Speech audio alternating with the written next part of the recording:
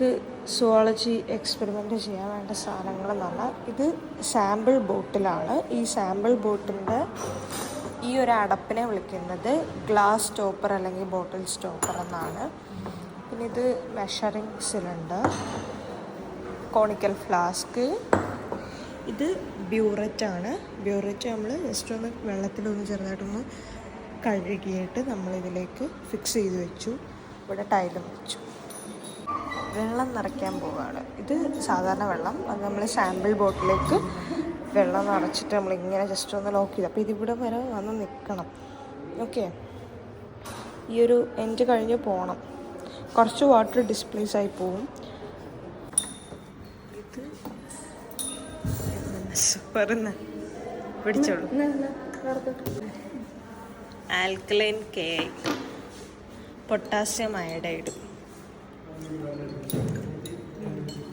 ഇതുപോലെ സക്കർ ഉപയോഗിച്ചിട്ട് വേണം നമ്മൾ പിപ്പറ്റ് ഔട്ട് ചെയ്യാൻ. എല്ലാം 1 ml അല്ലേ?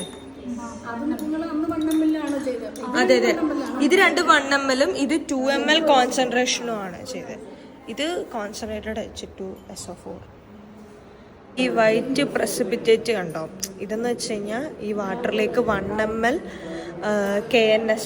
MnSO4ഉം പിന്നെ അതേപോലെ തന്നെ 1 ml ആൽക്കലൈൻ അയഡൈഡും കൂടി, ആൽക്കലൈൻ പൊട്ടാസ്യം അയഡൈഡും കൂടി ആഡ് ചെയ്തിട്ട് ഷേക്ക് ചെയ്ത് കഴിയുമ്പോൾ ഇങ്ങനൊരു ബ്രൗൺ കളർ കിട്ടും. ഇത് അല്ല, ഇത് കഴിഞ്ഞിട്ട് കുറച്ച് കഴിയുമ്പോഴത്തേക്കിനും താഴേക്ക് വെച്ചിട്ട് സെറ്റിൽ ഡൗൺ ആവും. ആ സെറ്റിൽ ഡൗൺ ആവുന്ന സമയത്ത് 2 ml കോൺസെൻട്രേറ്റഡ് H2SO4ഉം കൂടി ആഡ് ചെയ്യണം. ചെയ്യൂ, ഷേക്ക് ചെയ്യൂ, ഷേക്ക് അബ്ദുള്ള. ഇത് താഴേക്ക് സെറ്റിൽ ഡൗൺ ആയി. സെറ്റിൽ ഡൗൺ ആയതിൻ്റെ ഇതാണ് കാണാനുള്ളത്. ഈ പോയിന്റ് വരെയാണ് 1 ml. ഇത്രയും ലാസ്റ്റ് പോയിന്റ്. നമ്മൾ 2 ml concentrated H2SO4, concentrated H2SO4 ആണിത്. കണ്ടോ, സൾഫ്യൂരിക് ആസിഡ്. അത് നമ്മൾ ഇതുപോലെ സക്കർ ഉപയോഗിച്ച് 5 ml പിപ്പറ്റിൻ്റെ സക്കർ ഉപയോഗിച്ചിട്ട് നമ്മളതിലേക്ക് 2 ml കോൺസെൻട്രേറ്റഡ് H2SO4 ആഡ് ചെയ്ത് കഴിഞ്ഞപ്പോൾ അത് പെയിൽ യെല്ലോ കളറായി മാറി. പെയിൽ യെല്ലോ ആയോ? ബ്രൗൺ കളറല്ലേ ഇപ്പോൾ? ഇത് പെയിൽ യെല്ലോ ആവണമെന്നുണ്ടെങ്കിൽ ചെയ്ത് കഴിഞ്ഞിട്ടല്ലേ, ഇത് ബ്രൗൺ കളർ ആയിട്ടേ ഉള്ളൂ. ഓക്കെ, ഇത് ബ്രൗൺ കളർ. പെയിൽ യെല്ലോ ആക്കുന്നത് ഇറക്കി വെച്ചിട്ട് കഴിക്കുക. കളർ മാറി കോൺസെൻട്രേറ്റഡ് H2SO4 ആഡ് ചെയ്തപ്പോഴത്തേക്കിനും കളർ മാറി ഇത് ബ്രൗൺ ആയി മാറി. അഭ്യാസങ്ങളാണ് സുഹൃത്തുക്കളെ നിങ്ങൾ കണ്ടുകൊണ്ടിരിക്കുന്നത്. അതിനെ ബ്രൗൺ പ്രസിപ്പിറ്റേറ്റ് ഗൈസ് കണ്ടില്ലേ? ചോര വിളയാട്ട് എന്തായിരുന്നു? സോഡിയം തയോസൾഫേറ്റ് Na2H2O3 ആഡ് ചെയ്തോണ്ടിരിക്കുക. കണ്ടോ, ഹാഫ് വരെ മതി. നമ്മൾ നോക്കുമ്പോൾ ഇവിടെ 20 വരെയാണ് നമ്മൾ നോക്കുന്നത്. 20 അല്ലേ? എത്രയാ? ജസ്റ്റ് നമ്മൾ അളവിലേക്ക് കൊണ്ടുവരാൻ വേണ്ടി പാത്തുക്കുട്ടി ടൈട്രേറ്റ് ചെയ്യാണ് ഗൈസ്. പാത്ത് പ്രോയാണ്.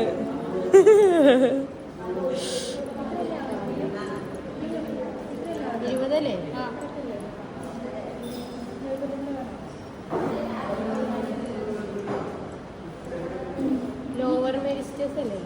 ആ ഈ ഒഴിച്ചുകൂടി ഞാൻ നോക്കാം. ഒഴിക്കട്ടെ.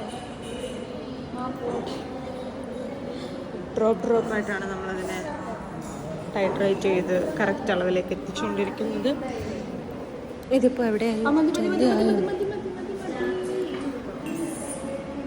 തിരിച്ച് യെസ് ഗൈസ്, ഇവിടെ 20 വരെ നമ്മൾ കറക്റ്റ് എത്തിച്ചു. Very good, well done my boy. അല്ല ഗേൾ. സത്യം പറഞ്ഞാൽ നടക്കേണ്ടതായിരുന്നു.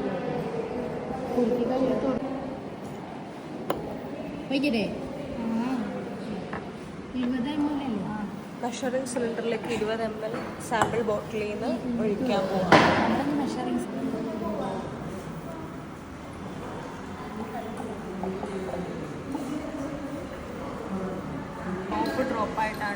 20 ml ആക്കാൻ വേണ്ടിയിട്ട് ഒഴിക്കുന്നത്. 20 ml ആയിരിക്കും.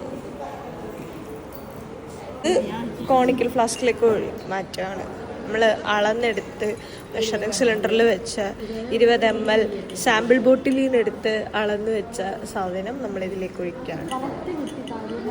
ഓക്കെ, ഇനി പെയിൽ യെല്ലോ കളർ ആവാൻ വേണ്ടി ടൈട്രേറ്റ് ചെയ്ത് കൊടുക്കുകയാണ്. ജസ്റ്റ് ഒരു തുള്ളി ടൈട്രേറ്റ് ചെയ്ത് കൊടുക്കുകയാണ്.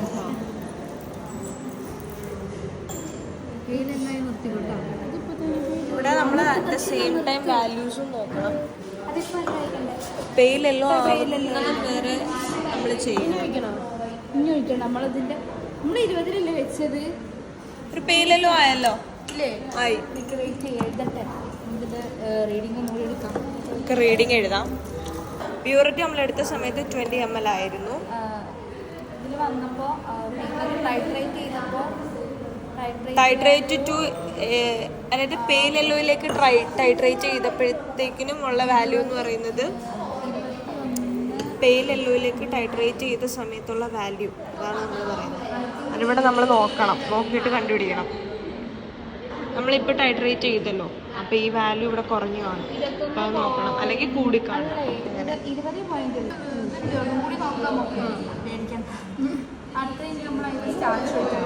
നമ്മൾ ഈ പെയിൽ യെല്ലോയിലേക്ക് സ്റ്റാർച്ച് ഒഴിക്കാൻ പോകണേ. 2-3 ഡ്രോപ്സ് അഥവാ 1% ഓഫ് സ്റ്റാർച്ചാണ് നമ്മൾ ഒഴിക്കുന്നത്. 2-3 ഡ്രോപ്സ് സ്റ്റാർച്ച് ഇതിലേക്ക് ആഡ് ചെയ്തു. ഓക്കെ, സ്റ്റാർച്ച് ഒരു 2-3 ഡ്രോപ്സ് ഒഴിച്ചു. അന്നേരം ബ്ലൂ കളർ കിട്ടി. ഇനി അത് ടൈട്രേറ്റ് ചെയ്യുന്ന സമയത്ത് എന്ത് ചെയ്യണം? എന്താവണം? കളർലെസ് ആവണം. Starch into the conical flask 2-3 drops 1%. 2-3 drops 1% സൊല്യൂഷനാണ് ഉദ്ദേശിക്കുന്നത്. ഇനി അത് ടൈട്രേറ്റ് ചെയ്യുകയാണ്. വീണ്ടും ടൈട്രേറ്റ് ചെയ്യുന്ന സമയത്ത് കളർലെസ് ആവണം. ഇത് കളർലെസ് ആയിട്ടില്ല, കളർലെസ് ആവണം. എഴുതുന്നുണ്ട്. ഡാർക്ക് ബ്ലൂ കളറാണ് കിട്ടുന്നത്. യെസ്, കളർലെസ്സിലേക്ക് ആയിട്ടുണ്ട്, ആയി വരുന്നുണ്ട്. കളർലെസ് ആവുന്ന സമയത്ത് ഇവിടുത്തെ വാല്യൂ നോക്കണം, എന്നിട്ടാണ് നമ്മൾ കണ്ടുപിടിക്കുന്നത്.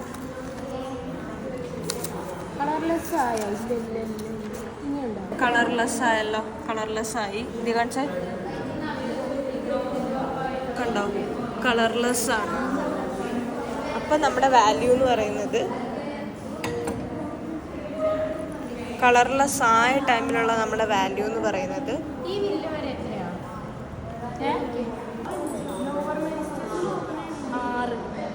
ഇത് 5-ൽ നിൽക്കണം. 6-ൽ ഇങ്ങനെ കുഴിഞ്ഞ് നിൽക്കണമെന്നല്ലേ ഉള്ളൂ. നമുക്ക് കണക്ക് ശരിയാവുമോ? 21.6 അല്ലെങ്കിൽ 5 ആയിരിക്കും. കാര്യം ലോവർ മിനിസ്കസിൽ വന്നതുകൊണ്ടാണ്. ഇനി കാൽക്കുലേഷൻസ് ആണ്. ബ്യൂററ്റിൽ ഇനിഷ്യൽ വാല്യൂ 20 ml കിട്ടിയത്. ഇത് എപ്പോഴും 20 ml തന്നെ ആയിരിക്കും ഈ ഇനിഷ്യൽ വാല്യൂ ബ്യൂററ്റിൽ എടുക്കുന്നത്.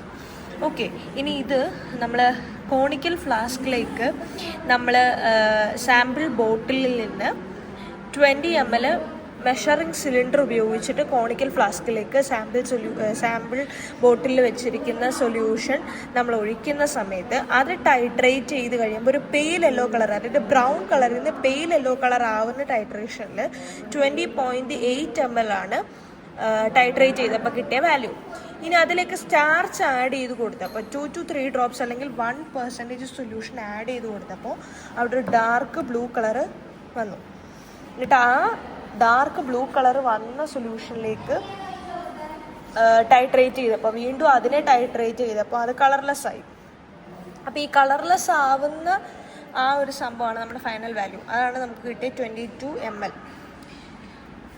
ഫൈനൽ വാല്യൂ എന്ന് പറയുമ്പോഴത്തേക്കിനും ഫൈനൽ നമുക്ക് കിട്ടേണ്ട ആൻസർ എന്ന് പറയുന്നത് final value minus initial value ആണ്. അതായത് നമുക്ക് കളർലെസ് പോയിന്റിൽ കിട്ടിയ വാല്യൂ മൈനസ് ബ്യൂററ്റിയിൽ നമ്മൾ എടുത്ത വാല്യൂ.